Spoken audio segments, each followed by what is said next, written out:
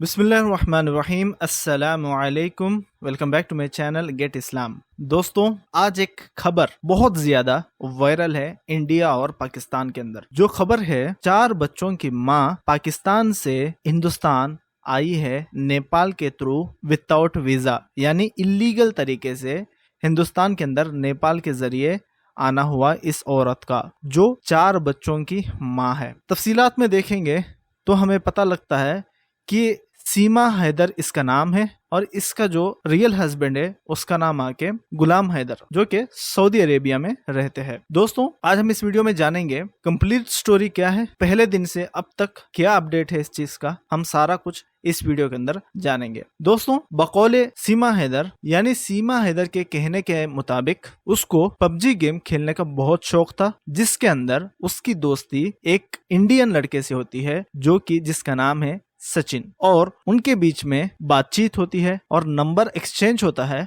और एक्सचेंज होने के बाद ये लोग धीरे धीरे बात करते करते मोहब्बत में आ जाते हैं, यानी एक दूसरे को चाहने लगते हैं और एक दूसरे से मोहब्बत करने लगते हैं। जिसके बाद नतीजा ये हुआ, 3 साल के बाद सीमा हैदर सचिन से शादी करने को तय किया और उसी के साथ अपनी जिंदगी गुजारने के लिए इंडिया आ गई है इलीगल तरीके से। अब दोस्तों, मसला इधर ये है कि सीमा हैदर की सबसे बड़ी गलती ये थी कि वो इलीगल तरीके से इंडिया में एंटर हुई है, जो सवालों के घेरे में है। कैसे एक औरत 4 बच्चों के साथ इंडिया का बॉर्डर क्रॉस कर सकती है विदाउट एनी सपोर्ट? तो ये सवाल उठने लगे हैं और सीमा हैदर के बातों से भी ये शक हो रहा है कि वो कोई आईएसआई एजेंट है या किसी मकसद से हिंदुस्तान आना हुआ है उसका। दोस्तों, 1 महीना वो नोएडा के अंदर रहती है किसी किराए के घर में, 1 महीना, और किसी को नहीं पता होता कि ये पाकिस्तान से आई हुई है। और 1 महीने के बाद इंटेलिजेंस एजेंसीज को,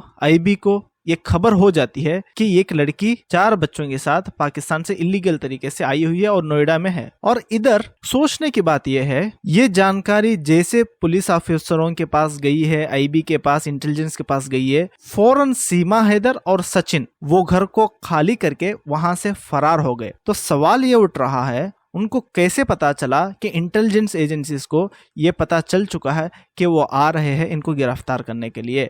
हर तरफ सवालों का घेरा है और जवाब कोई भी सेटिस्फाइंग नहीं है। सीमा हैदर के बारे में दुनिया को तब मालूम पड़ा जब सचिन और सीमा गए थे एक लॉयर के पास लीगल एडवाइस के लिए, शादी करने के लिए और पासपोर्ट बनाने के लिए, इंडियन पासपोर्ट यानी सारा डिटेल्स जो है इंडिया का हिसाब से बनाने के लिए वो गए थे लीगल एडवाइस लेने के लिए एक एडवोकेट के पास। तो वो एडवोकेट, जो वो लॉयर थे, उन्हीं ने इन्फॉर्म कर दिया इंटेलिजेंस एजेंसीज को, पुलिस ऑफिसर्स को। तो पुलिस आई, इनको गिरफ्तार की।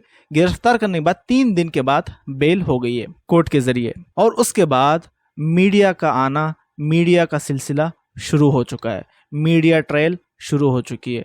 हर तरफ मीडिया में सीमा हैदर छाई हुई है, हर तरफ सोशल मीडिया में सीमा हैदर छाई हुई है, हर तरफ सीमा छाई हुई है। तो बहुत ज्यादा वायरल हो गई है। उसके बाद तो आपको बता दूं, सीमा हैदर ने अपने 4 बच्चों के समेत अपना धर्म परिवर्तन कर लिया है, हिंदुइज्म में वो आ चुकी है। सवाल ये भी है कि कैसे एक पाकिस्तानी औरत इंडिया का कल्चर इतना जल्दी अडॉप्ट कर सकती है, हिंदुइज्म इतना जल्दी अडॉप्ट करके, और जो दूसरा बंदा जिसको पता ना होगा वो देखेगा तो पहचान ही नहीं पाएगा कि हिंदू है, मुसलमान है। तो इतना जल्दी अडॉप्शन, इतना जल्दी इंडियन कल्चर अडॉप्शन, इतना जल्दी हिंदुइज्म को अडॉप्शन करना, ये भी सवालों के घेरे में है। इतना जल्दी हिंदी को अडॉप्ट करना, हिंदी फर्राटेदार बोलना, इंग्लिश फर्राटेदार बात करना, हिंदी के इंग्लिश के अल्फाजों को अच्छे से प्रोनाउंसिएशन करना, अच्छे से बात करना। एक 5वीं क्लास पढ़ी हुई औरत को एक कैसे पता है कि इंग्लिश के अल्फाजों को कैसे अदा की जाए, कैसे उसको प्रोनाउंस किया जाए? तो ये सारे सवालों के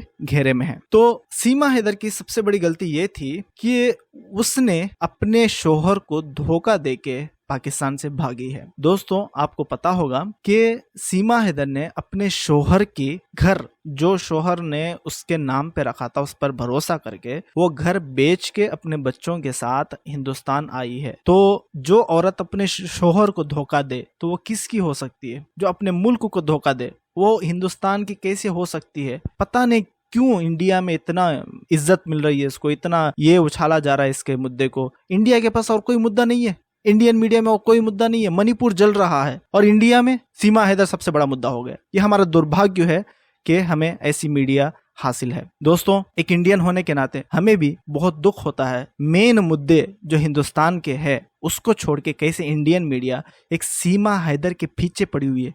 यार, तुम लोगों का काम नहीं है ये आईबी का, इंटेलिजेंस एजेंसीज का, उनका काम है ये।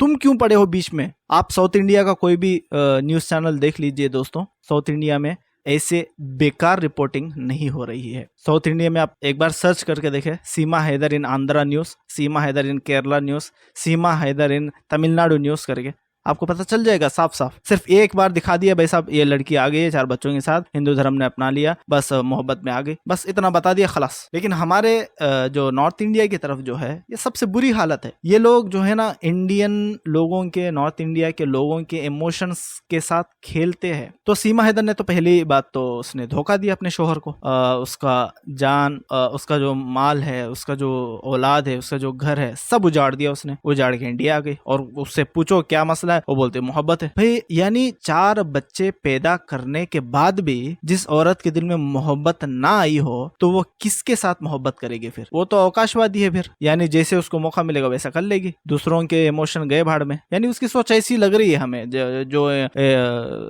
रिसर्च करेंगे उसकी सोच पे, जो सोचेंगे उसकी सोच पे, तो हमें लग रहा है कि ये औरत कुछ भी कर सकती है और किसी को भी धोखा दे सकती है। तो दोस्तों, जब मीडिया ट्रायल हुआ है, सारा मीडिया ट्रायल में जब बात आई, तो सीमा हैदर की सबसे बड़ी गलती ये सामने आई है कि वो अपना स्टेटमेंट बार बार बदलती गई है। स्टेटमेंट बहुत उसने बदला है। इसमें मैं आपके सामने रखना चाहूंगा जो उसने स्टेटमेंट्स बदली है। सबसे पहले उससे जब पूछा गया कि आपके भाई मिलिट्री में है, तो उसने कहा नहीं, लेकिन बाद में पता चला उसका भाई मिलिट्री में है। Number 1, statement change. नंबर 2, उससे पूछा गया कि तुम्हारे पहले शोहर से तलाक हुई है, तो उसने कहा हुई है, हालांकि उसकी तलाक नहीं हुई है। Statement change. फिर उसने खुद माना है डिबेट में, उसके शोहर के साथ जब बात कर रही थी, तो तलाक दे दो, आके फिर तलाक दे दो, यानी उसने ये माना है कि तलाक नहीं हुई है। तो हमें जो इन्वेस्टिगेशन करेंगे हमें भी पता चल रहा है कि उसकी तलाक नहीं हुई है पहले शोहर से। तो दूसरी गलती। और रही तीसरी गलती, उसके डेट ऑफ बर्थ को लेकर। सीमा हैदर का जो नेशनल आईडी है उसकी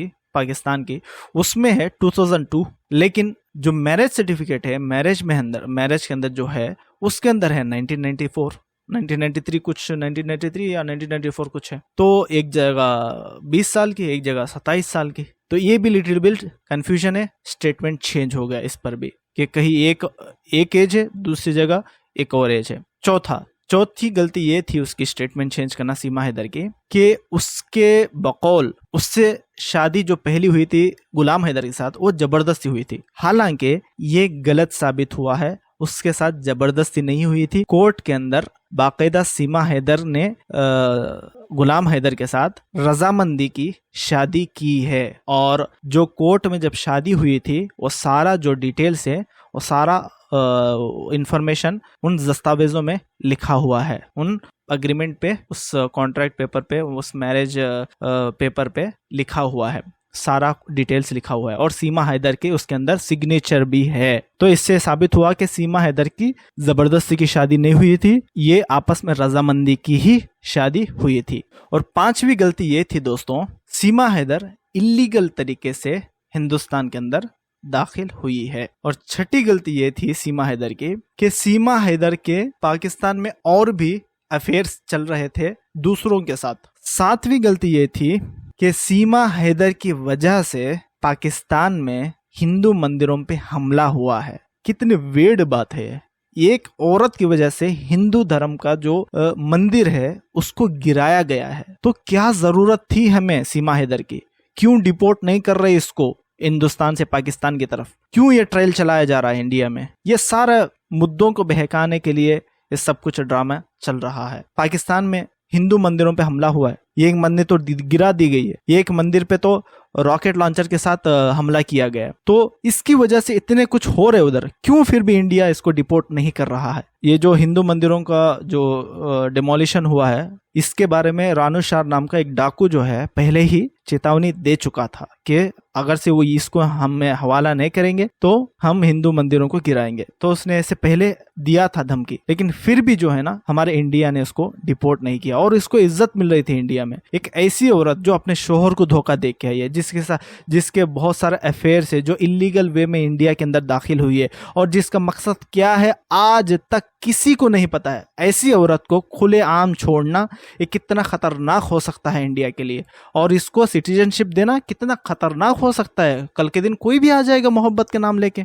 ऐसे चलता है देश, मोहब्बत के नाम लेके आ जाएगा। अब जब हम इस केस में देख रहे हैं सीमा हैदर के और सचिन के, जो देख रहे हैं हम इस केस में भी यही मसला चल रहा है। इनसे कोई भी सवाल पूछ लो, मुश्किल सवाल, ये बोलेंगे बस मोहब्बत में आ गए, तब मोहब्बत में हो गया, मोहब्बत हो गया। यानी देश मोहब्बत से चलता है, तुम्हारे फीलिंग से चलता है या कानून से चलता है? देश कानून से चलता है, इनके फीलिंग से, इनके मोहब्बत से नहीं चलता देश। कल के दिन आतंकवादी भी आ जाएंगे कि मोहब्बत हम हो गया हमें, कोई आतंकवादी औरतें आ जाएंगी, कोई जासूस आ जाएंगे कि मोहब्बत हो गया हमें, आके इंडिया का नुकसान करेंगे, हमारा देश का सीक्रेट जो ये है बातें है वो सारे लेके जाएंगे वो लोग। और सीमा हैदर का भी कुछ नहीं पता कि वो एजेंट है, ISI एजेंट है, क्या है, कुछ नहीं पता, किसी को भी नहीं पता। सारा जो है कॉन्फिडेंशियल है, का सारा जो है बस ये शक के दायरे में अभी भी है, किसी को कंफर्म नहीं है क्या है। आज जो है ना, आज या कल ATS ने सीमा हैदर को गिरफ्तार किया हुआ है पूछताछ के लिए लेके गई है ATS। यूपी ATS जो है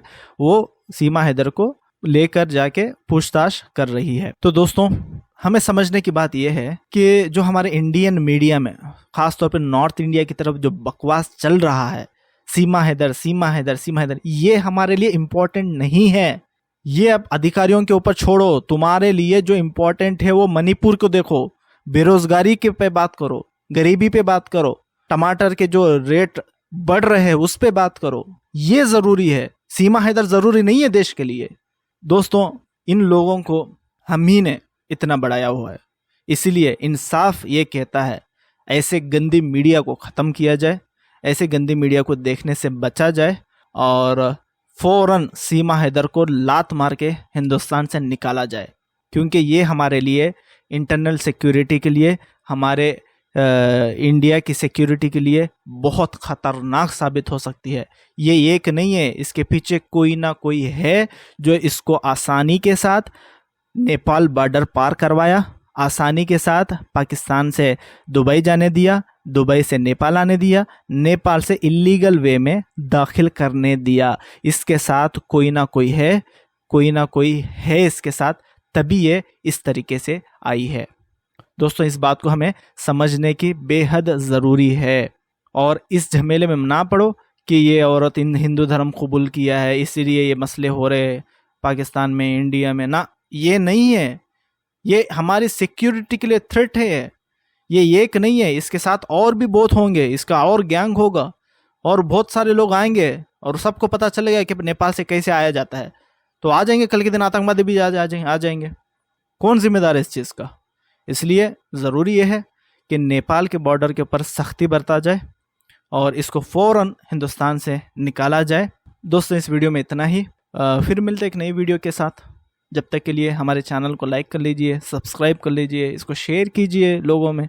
जब तक के लिए अल्लाह हाफिज़।